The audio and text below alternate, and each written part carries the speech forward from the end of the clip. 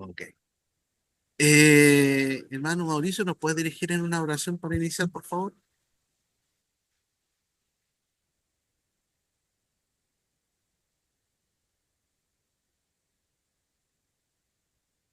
No se escucha, hermano Mauricio.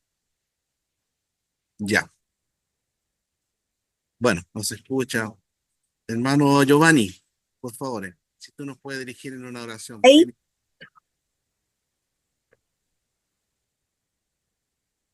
Porque no se escucha, Mauricio. pastor, ¿se escucha? Ya, se escucha algo Hermanos, despacito. parece que el pastor se...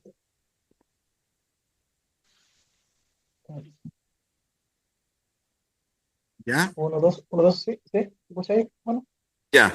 ahí sí. A ver, oramos entonces al Señor. Amado Padre Celestial, te damos las gracias, Dios amado Señor, por este tiempo, este última clase de teología sistemática con nuestro pastor Car- eh, Carlos Mena. Bendícenos, Señor Padre, que sea de mucha bendición para nuestras vidas, Señor, que podamos, Señor, ser edificados con tu palabra, con el estudio de tu palabra que hemos estado estudiando, Señor, que ha sido edificación para nuestra vida. Así que, Señor, tú seas bendiciéndonos, seas bendiciendo al pastor Carlos, Señor, y, y te damos la gloria y la honra, mi Señor. Así que te lo pedimos en nombre de Jesús. Amén. Amén. Muy bien. Voy a compartir acá la diapositiva que tengo para que vamos conversando, ¿no? Y poniendo y recordando la lección de hoy. La lección número 8. Facetas de la teología reformada. Hay una pregunta que está en el sílabo que vamos a tenerla presente para que la conversemos, ¿ya? Y es esta que ven ustedes ahí. Iglesia reformada, siempre reformándose a la luz de la palabra de Dios. ¿Qué opinan sobre ese lema? ¿Qué les parece?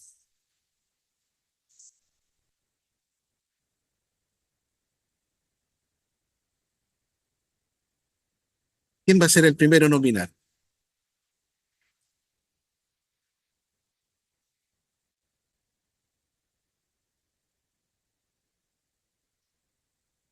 ¿Un calladito?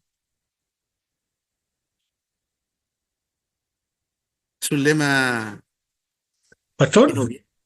Sí, bueno, cuéntame. A ver. para mí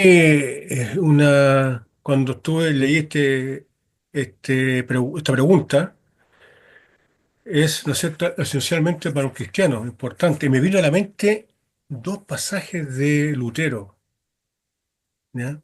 Cuando él dijo me invaden en mi conciencia los pasajes de la Sagrada Escritura que he citado y me atrapan la palabra de Dios. Y después cuando dice, mientras yo estoy en Wittenberg comiendo con los príncipes, la palabra de Dios está yéndose contra la Iglesia Católica.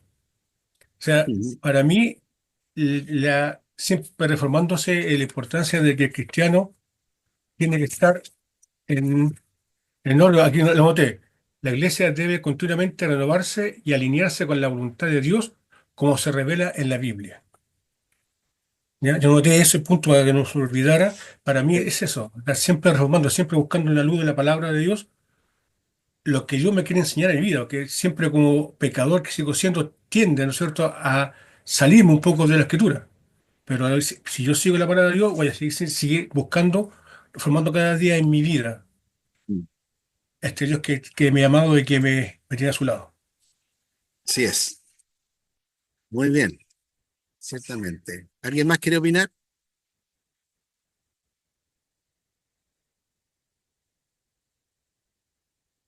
¿Alguien más quiere decir? Porque este lema es muy interesante, importante y desafiante dentro de la teología reformada, el estar siempre analizando, evaluando lo que estamos haciendo, lo que estamos enseñando e incluso lo que estamos creyendo, ¿no? lo que estamos haciendo como iglesia y como personas, porque siempre debe estar interpelando nuestras vidas, nuestro actuar, nuestro hacer, nuestro pensar, nuestro decir, el texto sagrado, la Biblia. Entonces, por eso el lema nos llama a estar evaluando constantemente lo que hacemos. Si la iglesia se mantiene en la línea bíblica, si lo que decimos está en la línea, qué es lo que tenemos que eh, innovar para que esa enseñanza, esa doctrina llegue con mejor eficiencia y eficacia en el lenguaje actual, en la necesidad actual, pero sin alterar el origen, sin alterar el principio bíblico que se enseña desde su origen y a través de todos los siglos. Nos llama a pensar, justamente como vimos anteriormente en la lección, a meditar, a pensar realmente si estamos viviendo como cristianos, como la Biblia nos enseña, como nuestra tradición cristiana nos dice, en el término de la fe que creemos, la fe que enseñamos. Y también nos llama a pensar si la iglesia está viviendo conforme a la enseñanza bíblica y si está cumpliendo fielmente, cabalmente, su tarea en este siglo en el cual Dios nos ha puesto, ¿no?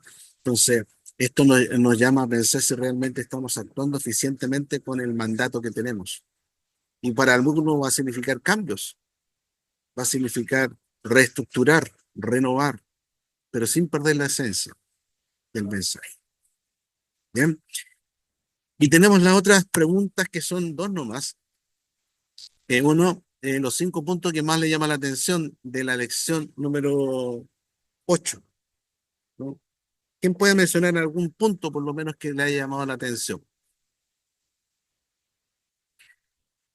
Pastor, ¿Sí?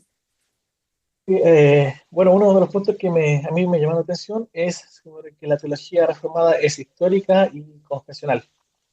Eh, y sobre todo digamos, esa frase que dice que la innovación puede ser útil para la tecnología, pero la doctrina cristiana debe buscar la senda antigua.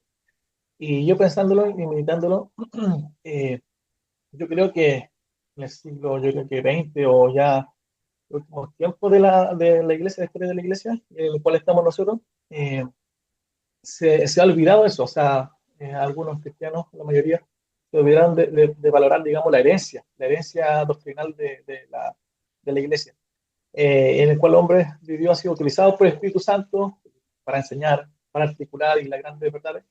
Y, y, y lamentablemente se ha buscado lo novedoso, como lo novedoso, lo emocional, lo pragmático, eh, pero se olvidaron de los fundamentos, se Mm, olvidaron los fundamentos y que ya había sido establecido en las generaciones. Por eso tenemos también las confesiones, y a veces yo no entendía lo que era histórico, confesional. Entonces, y eso igual cuando no están, digamos, determinados las confesiones, lo que cree, se empieza a afectar a la iglesia, y también como lo hemos visto durante los estudios, se empieza a afectar a la iglesia, empiezan a entrar herejía, empiezan a entrar doctrinas que no van a la luz de la palabra, o como sale en la frase, en los versículos, dice que nos dejamos de aferrarnos a la fe que una vez fue entregada a los santos. Entonces, en lugar de eso, claro, no nos preguntamos nosotros qué pensaban aquellos cristianos en el siglo 300, qué pensaban, qué es lo que enseñaban, estábamos en la línea con lo que pensaban nuestros hermanos del siglo XVI, siglo XV. ¿No? La gente no consideraba mucho la historia de la iglesia. Entonces, yo creo que eso es como lo que más me llamó la atención, y nos ayuda también a evaluarnos nosotros mismos, eh, con el tema de si estamos acordes a la luz de la palabra. muy bien. Cierto, es un punto importante que guarda la teología reformada, no perder lo histórico, no, no perder eh, en lo que ha sido la importancia de hombres usados por Dios en un punto histórico que fueron importantes como las confesiones, los credos, ¿no? Y que eso han mantenido en línea en lo que es la identidad de la enseñanza apostólica. Es un punto importante que yo creo que vamos a estar siempre en todos estos losis, ¿no? O apartados de la teología que estamos viendo, teología reformada, o lo que viene en cristología, neumatología, es la línea que vamos a estar compartiendo. Y algunas cosas que son también novedosas, pero que han sido principios que se han mantenido en la historia, ¿no? De lo que es el pensamiento reformado. Bien. ¿Y han tenido ocasión de leer alguna teología sistemática? Aquí hemos visto a Luis Berkhoff, hemos visto a Gruden, hemos visto a Bosch, también a Erickson, bueno, hay otros más. Hermano Javier levantó el de ahí, dijo que sí, ¿ha leído? Sí, pastor, bueno, estoy leyendo Sproul, con el mostré arriba, todos somos teólogos. Ok, muy bien. Sí, Y Sproul, también, claro, y también está, les lleva algo de también de MacArthur también. John MacArthur. Ok, También. Sí, sobre las dos bien. partes. Sí, muy bien. Dentro de la línea teológica bautista, como John MacArthur, que es bautista, ¿no? Él es más de la orden dispensacionalista, yo diría, ¿no? Por el tema escatológico, el tema del bautismo también. Eh, es bueno que lo conozcan, que lo lean. Un libro importante que escribió MacArthur y que yo creo alumbra bastante, que no es tan dentro del área teológica, sino más bien dentro del área de la vida cristiana y de la iglesia, es el libro que él escribió, uno de los primeros libros importantes que escribió fue Los Carismáticos. Les recomiendo ese libro de John MacArthur, Los Carismáticos, ¿no? Bien, ¿alguien más ha leído una teología sistemática o está leyendo algo de algún teólogo? Porque hay Hola, varios. buenas tardes. Buenas Hermana tardes, Margarita, hola, buenas hola. tardes. Sí, algo de Luis Berkhoff. Bien, excelente. Berkhoff es uno de los teólogos tradicionales ortodoxos en la línea reformada. Él pertenece a la teología reformada europea, ¿no? De la parte más eh, holandesa de ese sector, porque ahí también está Bosch, está eh, también, ¿qué otro? Hermann Ridderbos, que son importantes. Y Berkhoff es un aporte interesante que hace en la teología y que hasta hoy día se lee, ¿no? Hasta hoy día. Muy bien. Y yo brevemente, por el tiempo poquito que tenemos, quiero recordarle algunas citas que tengo acá para que brevemente se las mencione, ¿ya? Eh, Se me está moviendo esto por ahí. Esta, Warfield, que también está en la elección, dice, respecto a la teología reformada que está centrada en Dios, dice, el calvinista, en una palabra, es un hombre que ve a Dios. Dios en la naturaleza, Dios en la historia, Dios en la gracia. En todas partes ve a Dios en su poderoso paso, en todas partes siente el trabajo de su poderoso brazo, el latido de su poderoso corazón. La teología reformada, así como cristológica, es teocéntrica, ¿no? Circula todo, sobre todo en la gracia de Dios, más que en el tema de la predestinación, como hay algunos que postula Juan Calvino y otros más. La esencia de la teología reformada descansa en la gracia de Dios, esa gracia que mueve todo, ¿no? Esa gracia que aún sobre los pecadores Dios hace llover y hace salir el sol. Entonces, Dios aquí, pero es fundamental. No es una teología que descansa en la razón del hombre, sino en la revelación de Dios, como hemos visto. Así que es una cita interesante que está en la lección que ustedes tienen y que yo la destaco para que también ustedes la mediten, ¿ya? Otra es la de John Owen, que aparece ahí también. John Owen. Bert Warfield es un teólogo de vieja cuña, ¿no?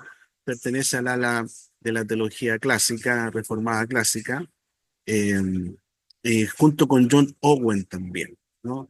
Y yo no más querido dentro del ámbito teológico reformado más por el lado puritano, porque de la teología reformada también cita a muchos puritanos que estuvieron en la confección, por ejemplo, de la Confesión de Fe de Westminster y otras obras interesantes que ellos tienen. Ya, bueno, él dice, el estudiante de teología debe demostrar con su vida la autoridad absoluta de las Escrituras y mostrarse devotamente sometiendo su propia voluntad y juicio a la autoridad de la Biblia en todos los asuntos. Y esto en el contexto de que la teología reformada es una teología que nos llama a la lógica, a pensar, a meditar. Pero ese pensar, ese análisis que hace, que busca ordenar, entender, comprender, todo debe estar supeditado, obviamente, a la autoridad última que es la palabra de Dios. Siempre descansamos en eso. Nuestra norma, nuestra guía, nuestra brújula, nuestro manual de fe y de conducta, siempre la Sagrada Escritura, ¿ya? Y la teología reformada también lleva eso, ¿no? Dios y este Dios revelado en las Sagradas Escrituras. Entonces, la teología reformada trabaja mucho en conjunto con la hermenéutica, la exégesis del texto bíblico, pero de forma humilde, como vimos, ¿no? De forma honesta, dedicada, estudiosa, ¿no? Para encontrar esas verdades que Dios ha revelado a sí mismo en las Sagradas Escrituras, ¿no? Otra cita que tenemos acá es esta que viene a continuación.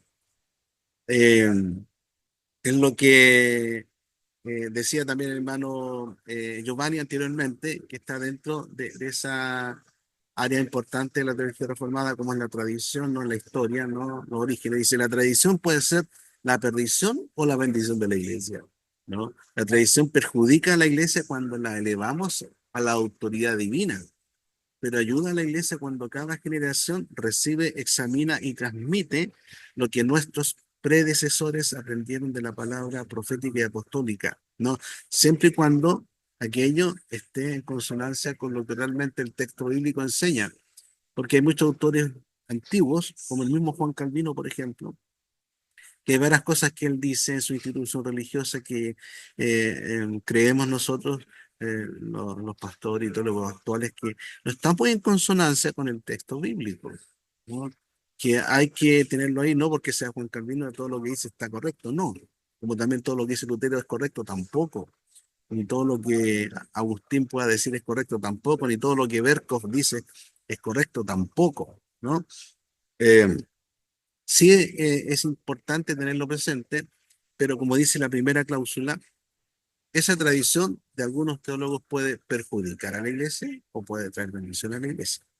Porque todo eso hay que leerlo a la luz de la palabra de Dios. Por eso yo le hacía la cita del lema, iglesia reformada, o la teología reformada también, siempre reformándose a la luz de la palabra de Dios.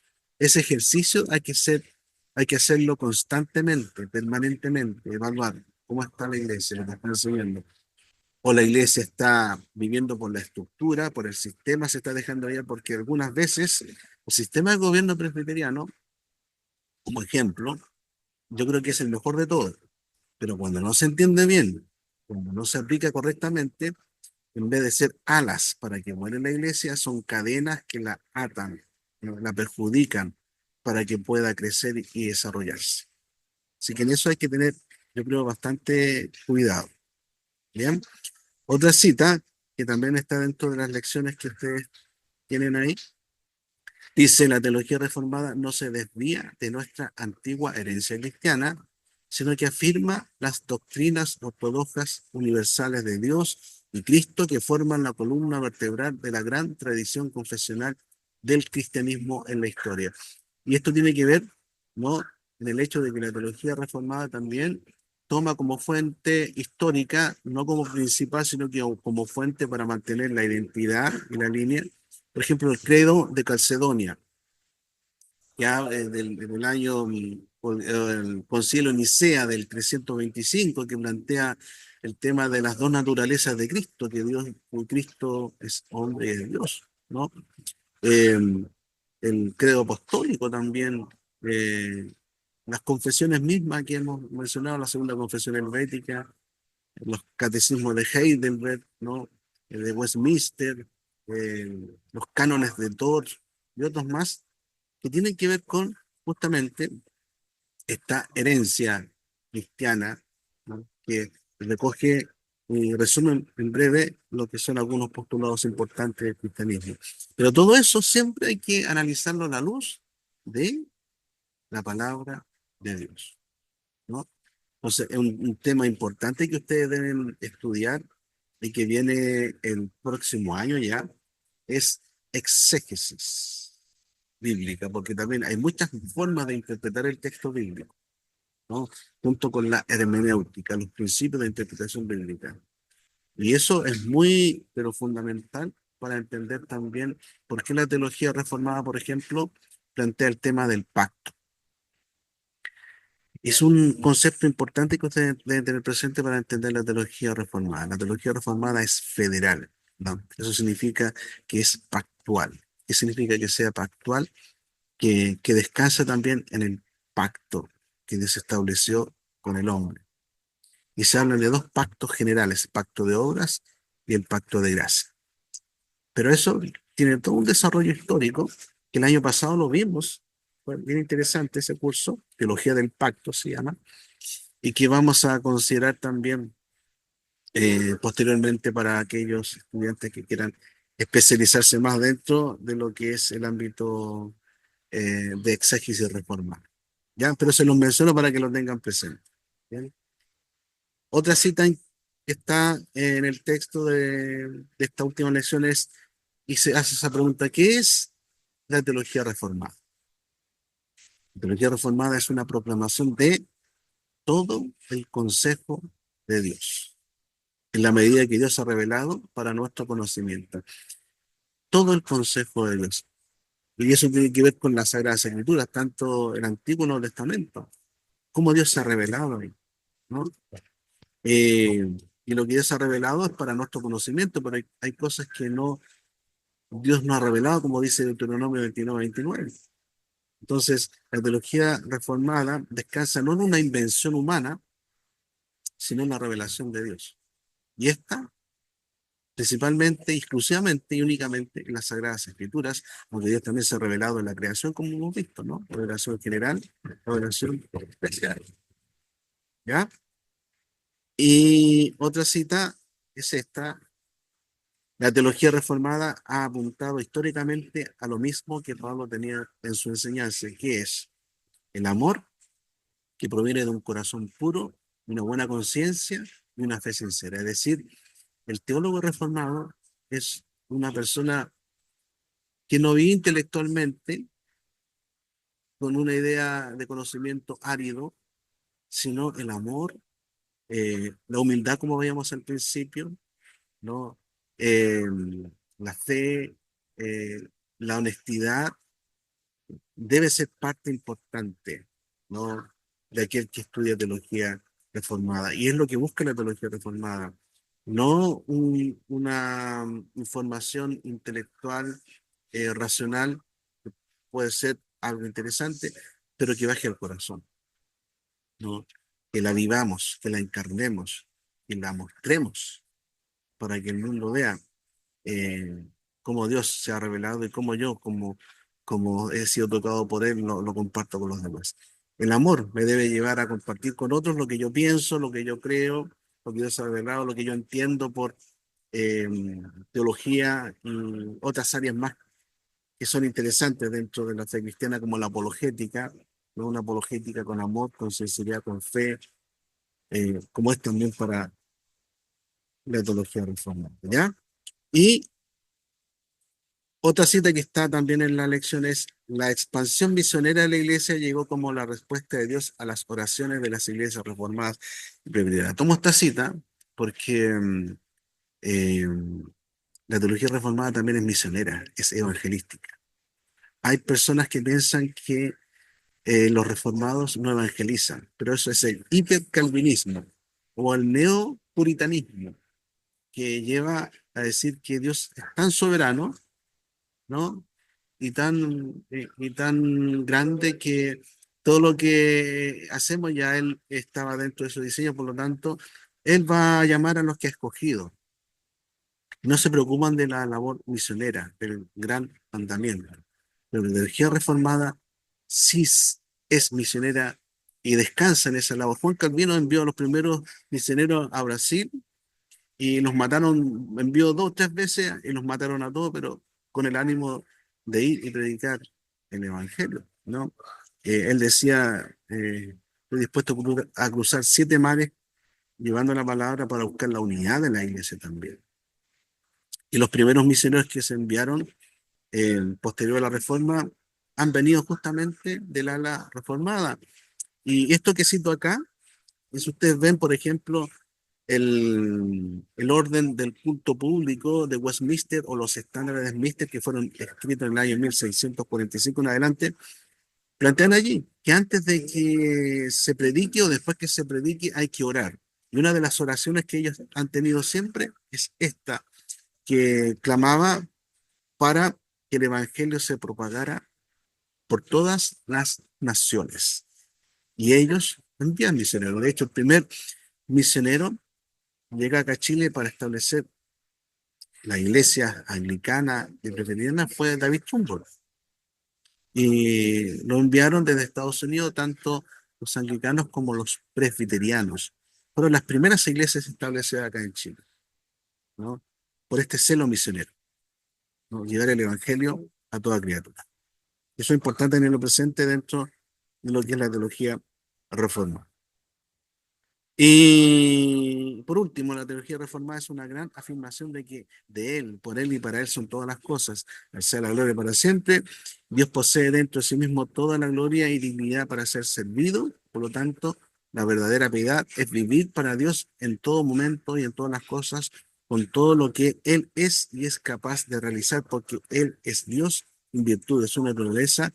Esto es de su propia dignidad.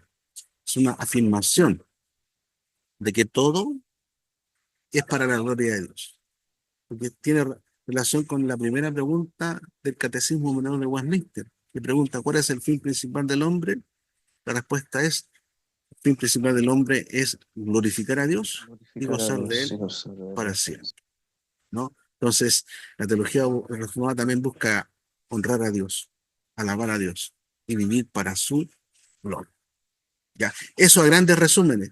Ustedes pueden seguir repasando esta última lección donde yo extraje algunos datos interesantes que hoy día quería recordarles para que lo tengan presente y ustedes también lo puedan profundizar. Bien, eh, bueno, hay tantas cosas interesantes que aparecen acá en estas 10 facetas de la teología reformada que están en esta lección y ustedes pueden detenerse en cada una de ellas. Solamente ahí se mencionan, no se profundizan más allá, pero tú le puedes dar vuelta. Becker, que es el autor de esta lección, es uno de los teólogos interesantes que tiene justamente teología sistemática reformada, así se llama. Son 2 tomos muy interesantes, muy buenos, que ha salido últimamente y es contemporáneo, ¿no? Y él plantea una teología reformada más tradicional, ¿no? Y dialoga mucho con los puritanos y saca muchas cosas bonitas, muy interesantes de la vida piadosa y devocional que tenían también los puritanos. Así que una teología muy interesante la de Vic, que ustedes la pueden tener. Y para terminar, decirles que estoy trabajando en una biblioteca virtual donde hay más de 3.000 textos bíblicos que van a estar disponibles solamente para los estudiantes, ¿ya? Van a tener acceso a estas teologías y otras más, y muchos otros textos interesantes que a veces son difíciles de obtenerlo, pero es bueno que ustedes lo vean, lo puedan leer, lo puedan meditar. Pero eso yo se lo voy a estar informando posteriormente cuando ya esté todo listo para que puedan tener acceso. Bien. Bueno, ha sido lindo estar con ustedes en este curso, el curso de introducción a la teología reformada. En lo que viene posteriormente, yo voy a hacer neumatología, que es un área pero sumamente interesante. Viene cristología también para el segundo ciclo, para que no se lo pierdan y sigamos en esta aventura del conocimiento bíblico, especialmente de lo que es la teología reformada. Yo llego hasta acá y Dios les bendiga.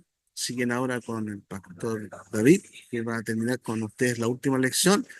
Y vamos a estar allí en el WhatsApp dando información. Les pido que estén confirmando su participación para el segundo ciclo, ¿no? Para el tema del envío de los materiales y también vean el tema de las mensualidades. Bien, bueno, que Dios les guarde y que Dios les bendiga, queridos hermanos. Ha sido un gusto estar con ustedes. Gracias por todo, pastor.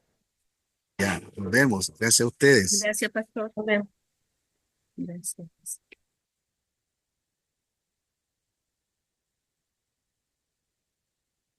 Mm.